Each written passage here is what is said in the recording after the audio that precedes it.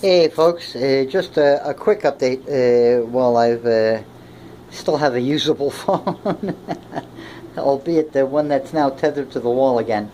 I did make some minor changes here. I moved the avocado closer to the center of the room, keeping it on that diagonal line though from the corner, and adjusted its pendant light accordingly. It has a dedicated light that's always centered directly above it, regardless of where I slide it to in its history here. I like the way it opened up some space between it and the rubber plant and the Gerpersha in the back. At least visually, it also makes the Gerpersha just a little bit easier to see from that side, which I can't get to right now because of the phone. I did some rearranging. There's a new baby pepper on the way. Somebody sent me a cigar. I moved the two gigases and put the neon pothos between them. If they figure themselves out, they'll be nicely contrasting on either side of the neon pothos. So that it's going to stay that way for a while. I moved over the top cut of the Monstera adensonii. Tomorrow I'm going to do probably a much more up close and in detail video. Something's going on with this gigas. I'm not sure exactly what it is, but that the front and center leaf has definitely tilted. The lobe is pointing downwards now at an angle toward the right. So I don't know exactly what's going on. It might be a reaction to getting crimped, I'm thinking, by that leaf, but there's definitely some kind of a sag there that's been increasing a little bit over the course of the latter part of today. So yeah, I am kind of back to a little bit nervous again. Other than that, I mean, there's no other signal I'm really getting. So I'm just watching that new leaf real closely to see if and when it begins to move upwards again, and stem production gets back to pushing it up, on the vertical. Other than that, the neon pothos is doing great. I'm really happy with it. I've got more pink princess leaves on the way. They're all starting to show. Even if they're downsized a little bit, the variegation is definitely increasing. And that's a function, as far as I'm concerned, of the lighting and the fertilization. Even when it ran a little bit cool here, when it ran a little bit hot here, it was about the same looking leaves. But once I started fertilizing, and once I angled the lights a little bit better and got them in better light, boom. That seemed to have been the key. Even the baby pink princess is now overall, not as much as I know some people would like, but overall it's still a fair amount of variegation, and actually too much to my liking. Those two top leaves of that pink princess are just astounding to me. I love that, with that little bit of that subtle darker pink, splattered across like a regular paint streaks, and done. And I'll take the streaking in the center of the plant any day. Now, in addition to doing that with the avocado, and then doing a little bit of what still needs some further organization here, I got to take the coleus out from that corner and pivot that aglaonema about 45 degrees. And it will complete the arc perfectly into the wall. But that the silver sword is in the way, so I got to move that one first. Moving to here, in addition to moving the adensonii, all this stuff right up here, the neon pothos, the gigases, the adensonii, and then the developments of the gigas and the growth of the epipremnums.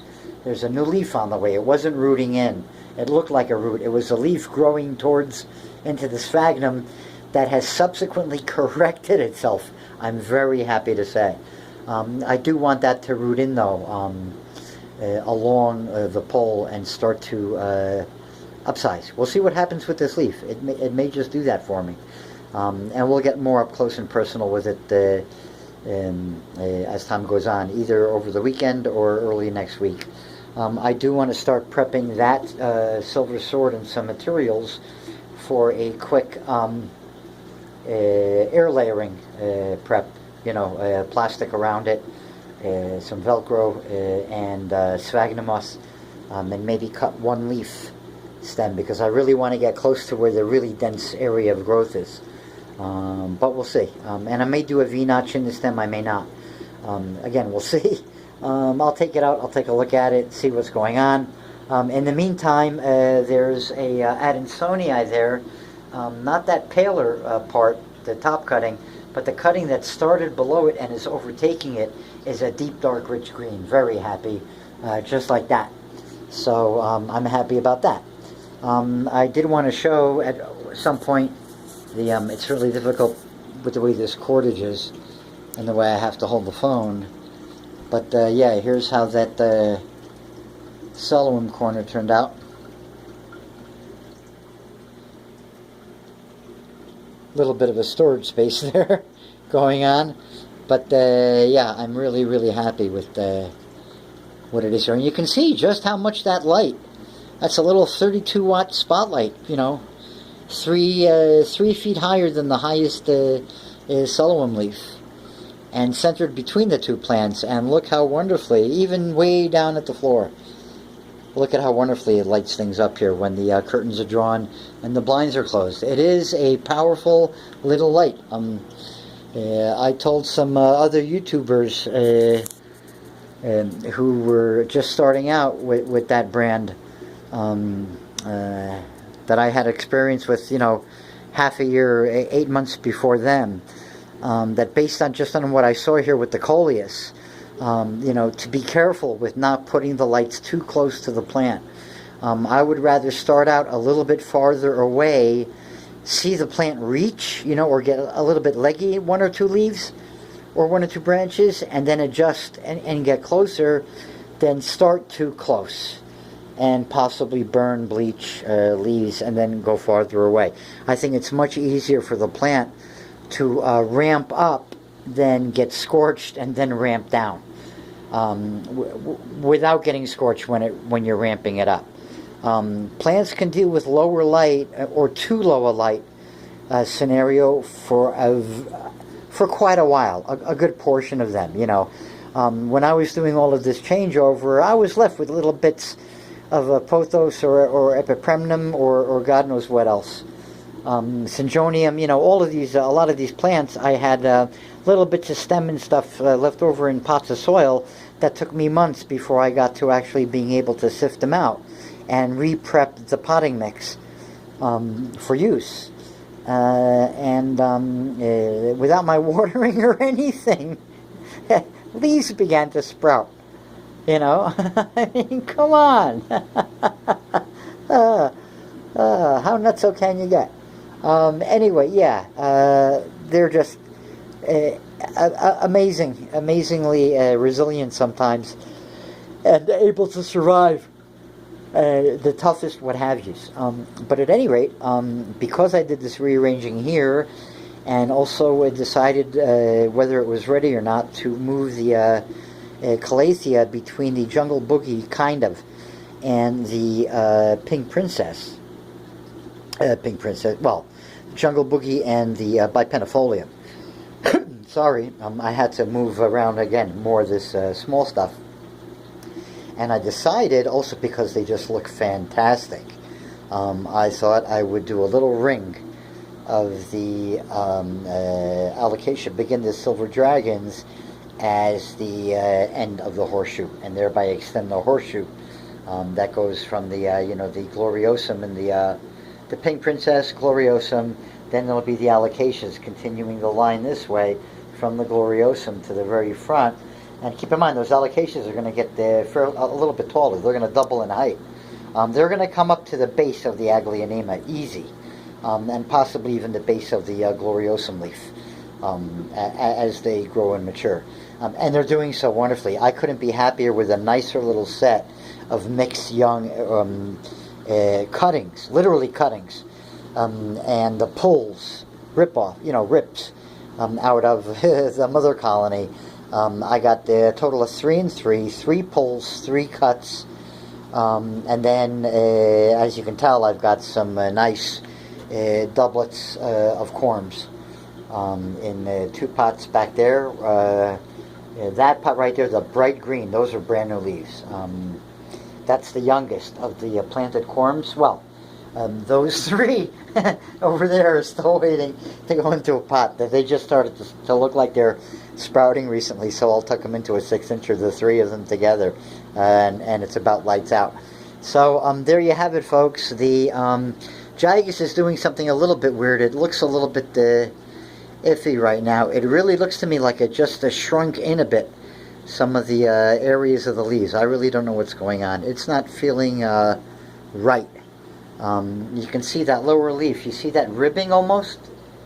It looks like it's being sucked dry of water or something. I don't know. I'm going to have to take a look at it the first thing tomorrow morning and think of what could possibly be going on with it. It could be overwatering on my part because I'm just too nervous. Again, I did water it a little bit today. I put in 1.5 syringes. That might have been too much. I'll check it first thing tomorrow morning. For now, I'm just, well, there's not much I can do anyway.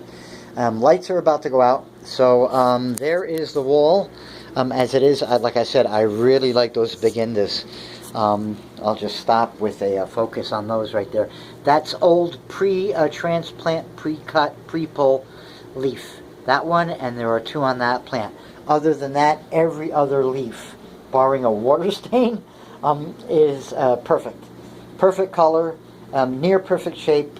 I couldn't ask for a better outcome from the mother plant, although I was quite disappointed long term with how she ended up looking. But she's produced for me a whole bunch of stuff. I've got 1, 2, 3, 4, 5, 6, 7, easily 8 corms, and then 6 transplants from her. And she's still got more to divvy up. And she's already throwing out corms and babies in that same pot. So yeah. But as I speak, I'm just watching that. Look at that lower leaf. It literally looks like something is sucking out all the moisture from that left side, and the ribs are showing. And this I just noticed that. And the leaf above it is tilted now, skewed to the right. So I don't know what's going on. This might be a pumping mechanism that the plant's got to do for some whatever reason. Maybe it's flushing out some extra toxins. I don't know, or just fighting something off. I don't know. But yeah, I don't think it's happy right now. So we'll leave it at that, unfortunately. And as I wait for these lights to go out, I'm going to say goodnight and have a pleasant tomorrow. We'll leave on the Gloriosum right there, doing fine.